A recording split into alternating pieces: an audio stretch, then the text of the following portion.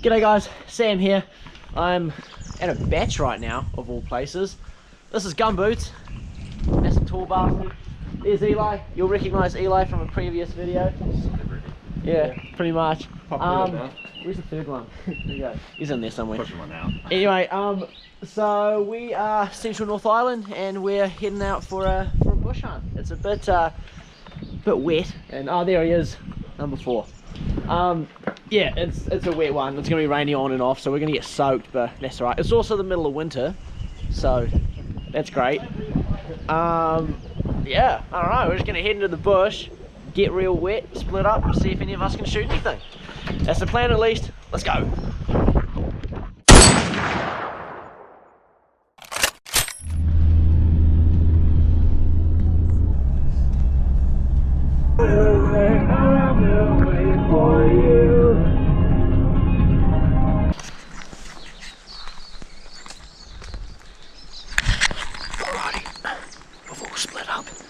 Time to go. Uh-oh, here comes the rain.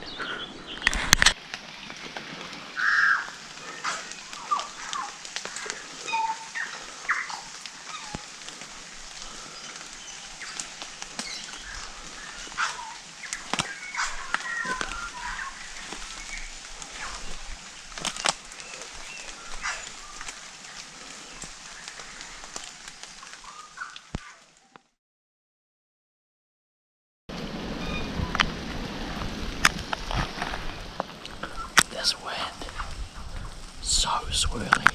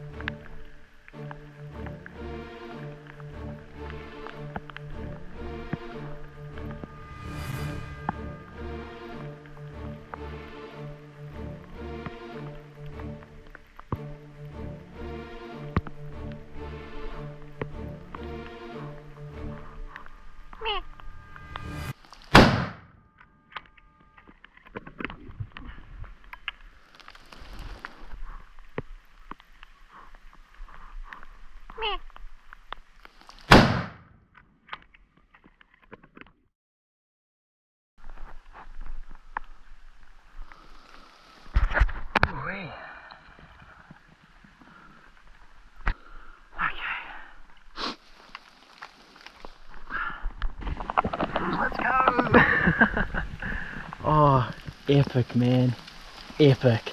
I just came through this area, the wind was in my face, and I straight away knew that this was a really good area to see deer. I don't know, there was just something about it, and I just, oh yeah, she's gone. And I was just going so slow, and then I caught the tiniest bit of movement. And yeah, sure enough, I thought there was only one, but turns out there were at least 3. There was like a yearling and then 2 hinds, and this was a big old hind, this one. And yeah, I was just waiting for ages, made a little meh just to stop her, and boom, smoked her.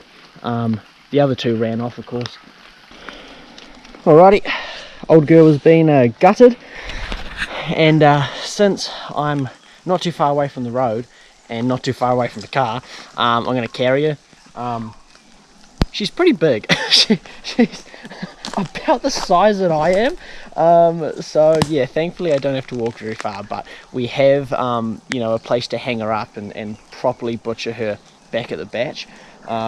So usually I don't carry out deer, and I'm definitely not a supporter of carrying out every single deer you shoot.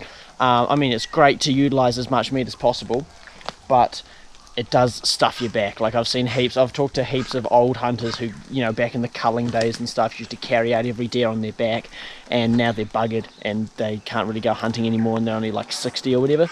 So I still want to be hunting when I'm 60, so I'm gonna, you know, every now and then I'll carry one out in situations like this, but I definitely don't really make a habit out of it. And if you're curious, the hindquarters and the back steaks are like 80% of the meat that you can take anyway. Like sometimes the front shoulders, but usually the front shoulders are buggered. Eye fillets are kind of the other one. You can also take that in the field. So yeah, usually I just kind of quarter it and hang it in a tree and, you know, skin it and stuff there, and just debone it, take it out. But in this case, we're nice and close. So yeah, I'm gonna whip her on my back and cart her on out of here.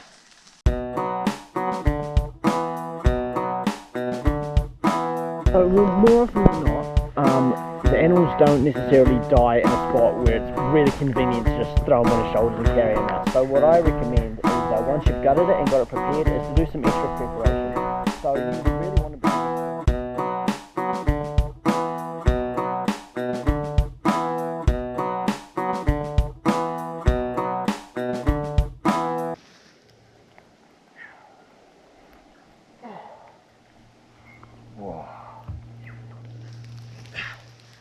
I don't even think I need the tree for this one, because that log's really helped me get to my knees.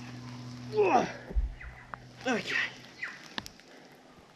Now, a mistake I've made is I've cut this tendon, I've cut it too far down the leg.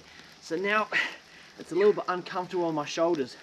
So what I would recommend, learn from my mistakes, don't cut it as far as I did. I cut it probably about halfway down to the wrist equivalent, I suppose, of the front leg, and that was too far. So you can always cut more, you can't cut less. So maybe cut to about, I don't know, half of what you think you're going to need. Try it on, and if that's too tight, loosen it up a bit, because now I'm in for a slightly more uncomfortable carry because I cut it too much. Anyway, stop yapping, start walking.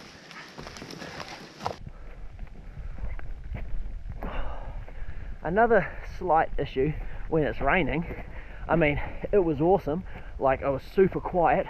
The deer are also really quiet though, but the problem is if you're carrying a deer out, the ground is really slippery, so there's a lot of potential for falling over. But I don't know, it's pretty good. And I'm not actually too wet. The bush is actually, I mean, everything in the bush is wet, but at least you're not getting rained on. Aye, aye, aye. Great. Alrighty, we're back at the car. Bumped into these fellas. They heard my gunshot, so were trying to find me to pick me up. They heard the cannon go off, but I was already here. It wasn't actually that far, to be honest. So what I'm going to do, I've still got the rifle, but I'm going to take these fellas into a spot that I know, and we'll see if we can get another one on the deck. Let's go.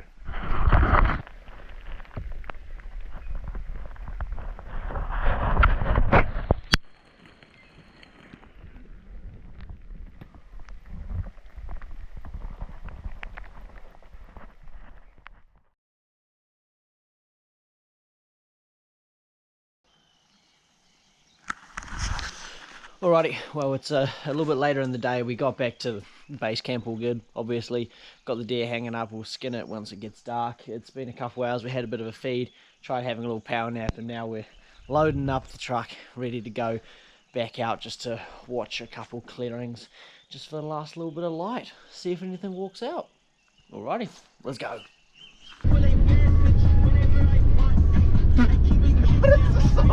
Whenever I want.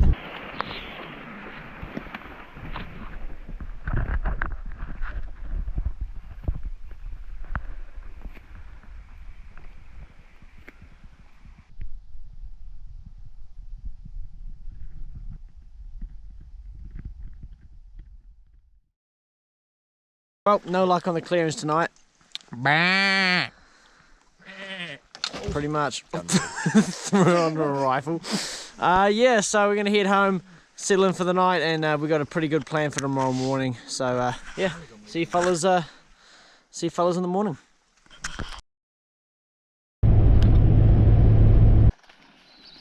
It could even be a dog.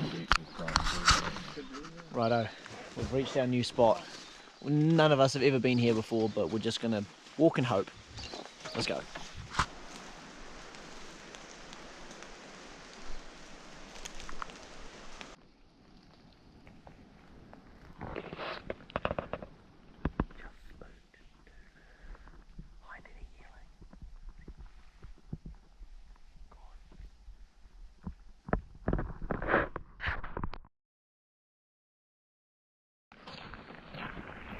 Back on the road, just heading back to the car now.